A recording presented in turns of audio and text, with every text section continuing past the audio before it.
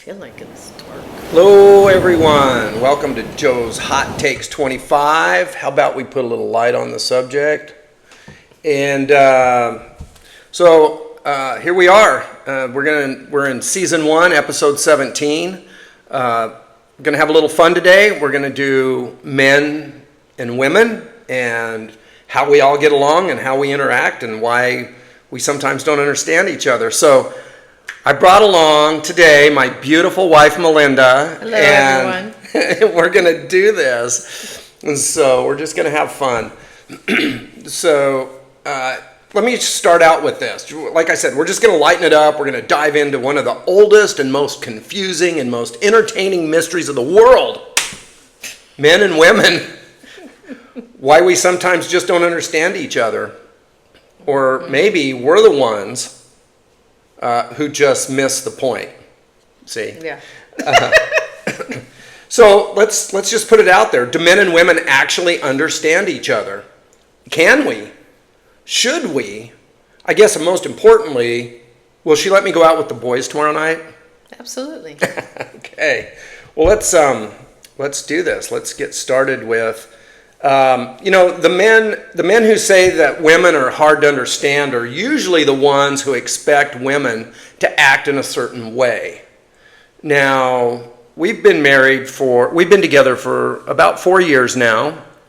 So 4 years, June 27th. See, this is the female male thing. See, she's got the dates down, and me, I'm a ballpark guy. It's been about 4 years, but she's right. She's got the dates down.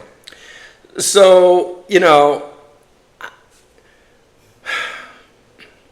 so men sometimes expect women to act in a certain way. And where do those expectations come from? From our upbringings, from our generation, different generations. It seems like communicate differently than maybe my generation.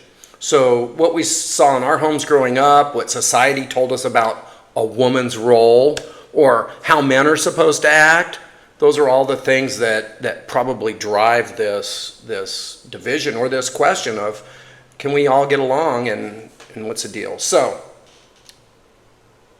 this is going to start the topic, and I'm sure Melinda's going to jump right in on this. So I believe that most men, and I've done some research, that most men we are solution focused. We're fixers. So give us a problem, and we'll give you a tool, we'll give you a plan, we'll give you an escape route, whatever. That's just how we're wired. It's what we do. So we hear what you say, but while you're talking, all I hear after a minute is womp, womp, womp, womp, womp, womp, because my mind is going, oh, she pointed out a problem, and I'm up here fixing it. As soon as she gets done talking, I'm going to solve this for her. So then he's really not listening, right? He listens up to a certain point, and then womp, womp, womp, he's not listening anymore. He hears what he wants to hear, not what I'm saying. And so I think, like he said, this is an issue that's been going on forever, and it'll continue to happen no matter how many men are in tune with their feminine side. I just think we're just two different beasts, right? Women are more compassionate, more on the emotion side, and men are more on the action side and get things done. Not to say women aren't like that, but we are more emotional creatures, for sure. Yeah. Definitely. So guys, I'm going to throw this out there for you men. When your wife, your girlfriend, when a woman's effort to talk things out is put forth, that's usually her way of trying to connect emotionally, mentally, intimately, to get a connection. So we need to listen, we need to hear what she says, and we need to not fix any problems. We just need to listen. Sometimes that's all we have to do is listen. And I know it's hard. I know it's so hard. So when she says, can we talk? That doesn't mean we have to fix something. And right? It also doesn't always mean it's a bad thing either. Right. She wants to be heard. She wants to feel close to you. She wants to be seen, and that's important. And you have to take that into consideration. So Why does it seem like we don't listen, us men? Because we don't. We don't, guys, we don't. We don't. It's not out of malice. It's just because I think we're afraid. We are afraid. I know we're men and we're tough and we can handle things, but we're scared of a conversation, what might come up in that conversation, and how emotions might be brought up, and Lord knows we're scared to death of emotions. So intimacy can be uncomfortable. If it sounds like a problem that's coming, we want to fix it, and we want to fix it fast so that we can get out of this. But sometimes she just needs to vent. And it's not one-sided. It's not that men are the only ones that don't listen. Because we as women, we don't always listen either. Especially if it's not what we want to hear, right? So there are times, and I'm sorry, honey, I'm sure you know this, there are times that I'll just tune him out. Or if he's going on a rant about something and it has nothing to do with me, I'm just like, that switch goes off. I don't hear what you're saying. And he does this to me a lot because he'll go, what are you carrying on about? I just throw that back at him. What are you carrying on about? But in all reality, I think we both, women and men, need to listen to our partners, especially when feelings are involved. There's been many times where I've taken something that he said personally, in an attack kind of way, and he did not mean it that way. And communication is key, right? He didn't know that he hurt me by whatever it was that he said, and so how is he going to know unless I tell him? And then he can do better next time. Women and men have different ways of expressing themselves, obviously. There was a time, this was a couple of years ago, he wanted me to help him put up our outside shower. And he knew in his head what he wanted me to do, but he wasn't verbalizing it correctly where I understood. And so he got upset. He said some words, and I just said, you know what, forget it. And I walked away because we weren't understanding each other. He knew in his head exactly what he wanted done, but he didn't realize he wasn't expressing that verbally to me. And so we weren't understanding each other. And so before I got ugly, I just walked away. Later on that evening, we talked about it. He didn't realize it. And so he did say, yes, you're right. I knew what I wanted, but maybe I didn't verbally say it correctly, and I'm sorry. And so don't be afraid. Don't let pride get in the way. Don't be afraid to apologize. Say that you're wrong, because that's the mature thing to do. But yeah, I went on a tangent, sorry. That's okay. That's okay, but what I'm hearing is that we need to listen. And we need to say what's on our mind, and we need to be honest. So here's one. I heard this many years ago. So a husband and wife are getting ready, to head out to an outdoor party. So she slips into some jeans. She looks in the mirror, and then she looks at her husband and she says, "Do these jeans make me look fat?" And without even looking up, the husband says, "No, honey, your fat makes you look fat." So then after he picked himself up off the floor and said, "But I thought you wanted honest communication." All right. Yeah, that's not how it works, guys. And that was a little too much, I think. Yeah. And just for the record, I never ask him, does this make me look fat? I just say, how does this look? And so that saves him and he wouldn't tell me either way. He wouldn't. I know he wouldn't, because he wouldn't want me to get upset. But I think me as a woman, I know when something doesn't make me feel comfortable when I'm wearing it. And there have been plenty of times where I've put something on and he's like, "Oh, honey, you look great." And I'm like, "Nope, I don't feel good." And I'll take it off because I know it fits me a little too tight where it shouldn't fit.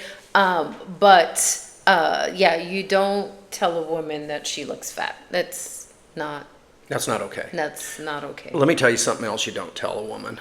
you don't tell a woman that her cooking is bad. Or to calm down. Or to calm down, Yeah. especially a Puerto Rican woman. By the way, this beach behind us, this ocean scene you see, that is right down the street from our house. We are recording today from beautiful Puerto Rico. Yes.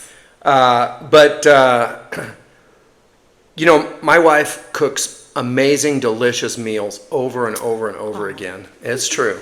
It's true. She is a great cook. But she doesn't always fix things that I like. We'll just use zucchini, for instance. I don't do zucchini. It's just not my thing. No matter how you fix it, I don't like it. She'll fix it.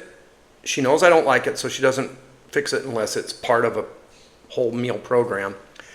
But I'll eat it. And then she'll say, you know, how was dinner? And I'll say, tonight it was good, but it's not my favorite. So I don't say I don't like it. And she knows what I mean. She knows that I mean she did a good job cooking, and I appreciate that. It's just not my favorite meal. So she doesn't make me eat that a lot. Zucchini and cauliflower. Those are his two I that try to he stay really away does from- not like. And Yeah. those are two that I do like. And so I'll make it, but I also know how to, like for the zucchini, not to make it too mushy. Because nobody likes mushy zucchini. Nobody likes mushy zucchini. But yeah, I try not to make dishes with those for him. And if I really want something, then I'll make it for myself, and I'll do something separate for him, which he doesn't typically like me to do either, but I don't mind doing it because I want him to get his veggies in, and that's maybe not a veggie he eats, so I'll do broccoli because he likes broccoli better, or green beans. So let's kind of take all of this that we're talking about, and let's kind of go back around a little bit, and let's talk about this. So when we're having a discussion with our significant other, we as men generally are listening for key points, right? I want to hear key things that she's going to say, and I'll tell you why. Because as she's speaking and I'm picking up those key points, I'm already developing in my mind how I'm going to fix this problem. But what she really wants from me, or what these ladies really want from us, is our attention, our full attention. Your empathy. Just listen. So, sometimes silence is golden, but here's the twist. Not all silence is helpful, right? So, let's talk about some things that we might encounter as we are trying to listen and trying to communicate and trying to learn. We as men, I think, are very good at just shutting it down, right? Now, Melinda just told you about how she will, when I start ranting about something, carrying on, she'll just kind of tune it out, and she hears womp, womp, womp, womp, and she just does her thing. And that's okay. That's not the silent treatment. She's not engaging me. I'm not engaging her. She just doesn't want to listen to my rant. But when we're engaging, we're sitting face-to-face talking, I need to listen, but I also need to communicate. So silent treatment, it's not all that good. I'll tell you, we did some research here. Researchers say that silence can be used as a power move. And that's a way to avoid confrontation, or because of a lack of emotional tools, we just shut down, don't talk. And that causes more problems sometimes. It's very important to continue to communicate, because now your silence becomes a punishment, and then it becomes powerful. It becomes a tool to use against one another, and we don't want to do that. So, you know, we think as men, we'll just go quiet and that'll stop the fight. We'll just shut it down. We're not going to show emotion. We're not going to show weakness. We're not going to cry. We're not going to communicate our emotions. We just don't do that. So, but we need to learn how to do that because most of us, especially my generation, we were taught that if you show emotion, it's a sign of weakness, and we don't want to show weakness. So, so the silence, does it solve anything, or does it just build walls, right? I know sometimes if I go silent, it's because I don't know what to say. And so I'd rather not say anything than say the wrong thing. So sometimes, I don't know how many of you can relate, but sometimes I need to write what I'm feeling to get the point across. and because it gives you time to think and reflect about what you really want to say versus you having the conversation, and you can't take back once you say something, right? And hurt words hurt. They can. Words really do hurt, Yeah. and so you just have to be careful with what you say. So silence isn't always a bad thing. It can avoid conflict, but you got to follow up and then do communicate. Don't just let silence be there. A good rule of thumb is never go to sleep angry. Absolutely. Or even if you are not 100% happy, you don't go to sleep not saying goodnight, not saying I love you, not giving each other a kiss, because tomorrow's never promised. And as much as nobody wants to think about not being here, I mean, I've had relatives, and I know people who, went to sleep and never woke up the next day. And so I don't want that last memory of me to be that we were angry with each other. Absolutely. Right? Sorry about that. Absolutely. Here's the thing. Time and time again, we tell our significant other how much we love them and how we interact. And then we have a bad day. And that bad day should not change the fact that you love this person, you care about this person, and you respect this person. Yes, you can be angry with this person. You can be upset. That's okay. That's okay. That's human, and that is life, and that is okay. But it's how you handle that anger or that being upset with someone that's going to make the difference. And I think you have to look at the big picture and go, look, we have a great relationship. Our life is good. We are whole. And yes, we had a disagreement. I'm still going to kiss you goodnight. I'm still going to say that I love you. I may turn over and be like, but that's okay. That's okay. Because like Melinda said, when you wake up in the morning, you start a new day. Okay? It's your choice. You can either wake up in the morning and be grumpy like me, or you can wake up in the morning and be happy and go to the gym like her. Okay. So either way, when you were talking about silence, handle it with care. Okay? Just handle silence with care. Sometimes it's really important to just step back for a moment and reflect and take it in. But you need to communicate and say, listen, now is not a good time for us to have this discussion. Mm-hmm. Let's postpone this for a little while. Yeah, table it for later. Yeah, let's come back to this in a couple of hours.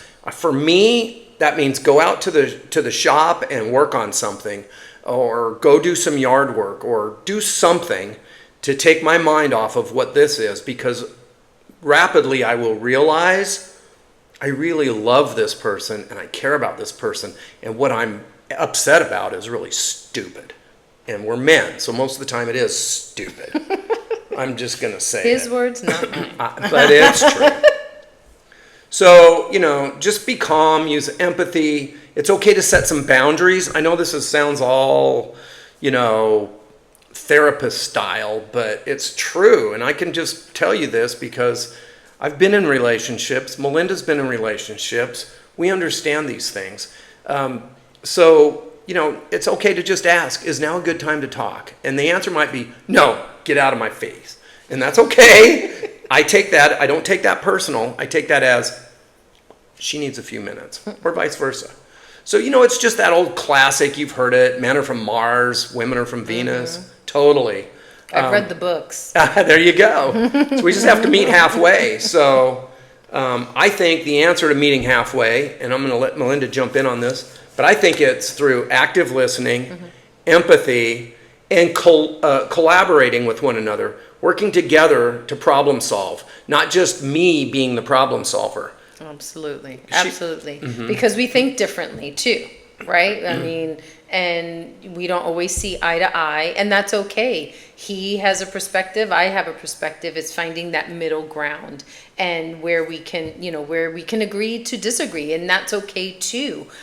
We have to respect each other, respect each other's, way of thinking, each other's, perspectives, and it's just finding what works for us. And what works for us may not work for other people, and that's okay, because nobody is the same.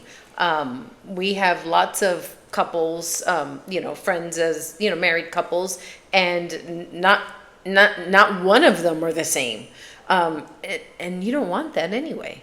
Right. And it's also always good to see other people's point of views, and, how they deal with conflict versus, how we deal with conflict. And it's just, keep an open mind.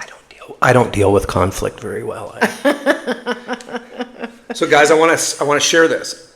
Collaborative, or being in a collaboration with your spouse or your significant other, that doesn't mean that you have to solve the problem alone. This means that she wants to work through it with you, together, okay? So what does that really look like? Well, let me tell you, this is how it starts. She talks, I listen, right? She talks, I listen. And instead of offering 5 ways to fix it, you may ask, do you want advice, or would you like me to just listen? And she might say, I just want you to hear this. Okay. Or she may say, yes, I want to throw this out. I want you to take it in, and I want some advice. I want to know your opinion on this. And Melinda says that to me often. She'll say, what's your opinion on this? And 2 things happen when that happens. 1, we start communicating better. And 2, it makes me feel good. It makes me feel appreciated.